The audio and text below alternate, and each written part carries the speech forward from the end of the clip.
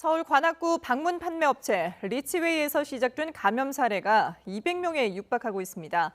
집단 감염이 일어난 장소도 10곳이 넘어가면서 지역 사회 전파 양상도 갈수록 복잡해지고 있습니다. 취재기자 연결해서 알아보겠습니다. 홍민기 기자. 네, 서울 관악구에 있는 한 방문 판매 업체 앞에 나와 있습니다. 예. 자, 그곳에서 확진 사례가 꾸준히 늘고 있는데요. 지금까지 모두 몇 명이 감염된 겁니까? 네, 지금까지 이곳 방문 판매 업체와 관련된 확진자는 최소 197명입니다. 어제 정오를 기준으로 방역당국이 발표한 194명에서 3명이 더 늘은 건데요. 모두 어제 오후 서울 구로구에서 발표한 환자로 중국 동포교회 쉼터 관련 사례입니다. 앞서 중국 동포교회 쉼터 거주자인 구로구 54번 확진자는 이곳 방문 판매 업체를 방문한 뒤 지난 7일 확진 판정을 받았는데요. 그 뒤 쉼터의 다른 거주자들은 모두 접촉자로 분류돼 자가격리 조처를 받았습니다.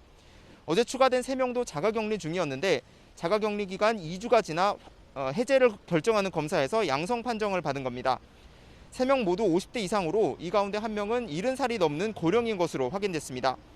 구로구청은 각각 홀로 사는 이들이 접촉자로 분류된 이후 곧바로 자가격리 조처돼 따로 접촉자는 없었다고 밝혔습니다. 이처럼 이곳 방문 판매 업체에서 시작된 집단 감염 사례는 중국 동포교회를 포함해 콜센터, 학원 등 최소 10곳에 달하는 것으로 파악됐습니다. 지역사회 감염이 복잡해지면서 감염 경로가 분명하지 않은 사례, 즉 깜깜이 전파는 2주 전보다 2% 늘어 전체 환자의 10%를 넘었고 방역당국의 관리망에서 벗어난 환자도 20%를 넘는 것으로 집계됐습니다. 이에 따라 방역당국은 오늘 23일부터 방문 판매업이나 다단계 판매업, 유통물류센터, 300인 이상 대형학원, 뷔페 음식점 등 4곳을 고위험 시설에 새로 포함하기로 했습니다.